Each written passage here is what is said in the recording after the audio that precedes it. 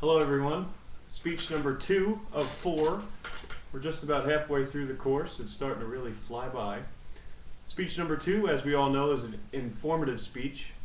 We're trying to inform Dr. Kemp and all of you about a certain topic we'd like to do. It may seem corny or even childish, but as a kid I watched pro wrestling. I'm sure a lot of people do. I still tend to watch it from time to time, but we won't get into that. I decided to talk to you a little bit about my favorite wrestler. His name is Ric Flair. Flair is over 60 years old now, but he is still going. Maybe he should retire because he's old. To put it plainly, he's old. Without any further ado, I'll just get right into it. Ric Flair, like I said, he's 60-something years old now. He was born February 25th, 1949. In Memphis, Tennessee. He was an orphan. Whoever his parents were put him up for adoption, and he was adopted. His parents, his father Richard Flair, adopted him, and they moved to a little town outside of Minneapolis, Minnesota. There, Ric Flair was a troublesome kid. He didn't really know who his parents were, so you can bet how hard that must be on some kids. He was a big fan of pro wrestling, and as a teenager, he was lifeguarding at a pool, and one of the pro wrestlers there from one of the territories around there introduced him to the sport, and he fell in love with it. So in 1972, Verne Gagne was the promoter of the American Wrestling Association, which was based in Minnesota. He's a very famous wrestler, and he's now an old man who's about 88 years old, still going as well. Not wrestling, but he's in good health. Verne Gagne agreed to train Flair to become a pro wrestler. His parents were adamantly against it, but Flair wanted to do it, so he did it. And after completing his training, Flair signed with Verne Gagne's American Wrestling Association and began his career as a pro wrestler. He was very, very raw and green at the time. He was not very good. He was big and muscular.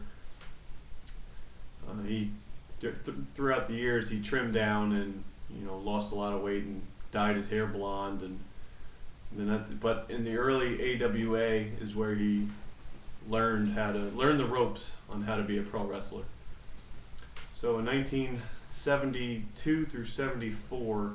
He worked for Verne Gagne, and then in 1974 he signed with the National Wrestling Alliance. The National Wrestling Alliance was the biggest promotion at the time. It was based in North Carolina, Charlotte, and all started out pretty well for Flair. He met some big name guys like Andre the Giant and Larry the Axe Hennig, who is the father of Kurt Hennig, Mr. Perfect. But then in 1975, Flair was involved in a plane crash, and as he was traveling from one show to another, the plane, which was carrying 4 passengers, it was a little tiny passenger plane, crashed en route to the airport. Flair broke his back in 3 places, also compressed many discs in his spine. It killed the pilot, and Flair was in the back seat, so he managed to survive. Doctors said, no way, this kid's not going to wrestle anymore. And I guess defying the odds, 6 months later he returned and he wrestled. He was no longer a big, tubby 300 pounds anymore. He was real slim, and he became known at that point as the Nature Boy Ric Flair, which is the Nature Boy, I guess, technique is like a cheater. Like, he's a bad guy with the crowd boos him. But the Nature Boy Ric Flair is the name he took, and it went on from there. And from 1975 onward, he became a top star. He started strutting around the ring and had his own catchphrases, and his most famous catchphrase, the woo, the woo he does now, which is, everybody knows that, but that's when that started in the mid-70s. In 1981, he won his first NWA World Heavyweight Championship. He beat Dusty Rhodes, which is one of his good friends. And from 1981 onward, he was really the world champion. He never really lost. He'd lose it, but then gain it back very quickly. Also in the mid-'80s, he formed the Four Horsemen. The Four Horsemen is like a bad boy kind of stable. It was a group of wrestlers who were all bad guys, and the fans hated them, and it's probably the most famous group in history. In 1986, we're getting close, not really, but close to present time. 1986, the NWA was sold to Ted Turner, Ted Turner is the president of Turner Industries, which has the channel TNT now.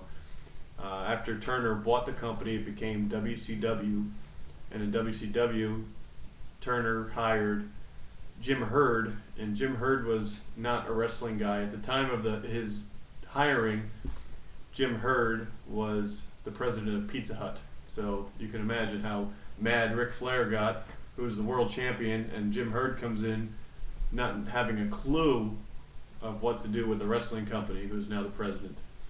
Jim Herd and Ric Flair did not get along. Jim Herd wanted Flair to change his persona, change everything he did, and Flair, resented him for that. And in 1990, Jim Herd tried to run Flair out of WCW by stripping him of his title, and he actually did not pay him.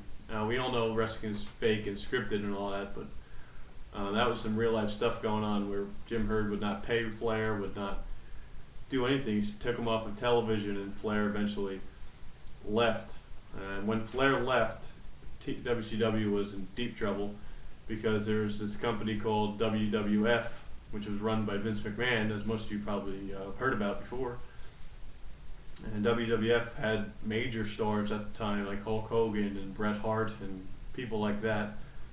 So Ric Flair signed with them, and from 1991 to 93, Flair was their big guy. Flair was their top star against Hogan and those other guys. And then in Flair, for whatever reason, I don't know, 93 went back to WCW, and Jim Herd was fired at that time.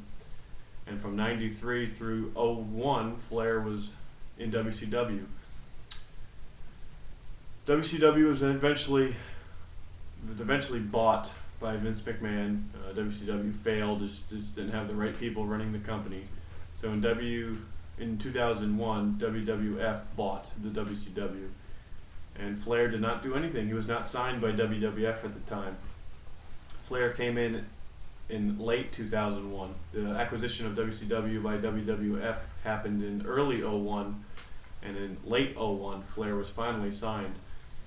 And then from 2001 through 2008, Ric Flair was back in WWF wrestling. Now at this time, Flair is well into his 50s. He can't do much of the same, and he couldn't do all the moves he had done in the past. He's not as young as he used to be. But Flair the fans loved him. He was fans knew who he was. And in 2008, Flair retired from WWE, and now Flair works for TNA as a wrestler. Why he's still wrestling, I don't know. Flair is my favorite wrestler. It's kind of childish and corny, I know, but for some reason, he made me watch professional wrestling, and I thought I'd just share it with you. So I hope you enjoyed the speech, and good luck to all of you.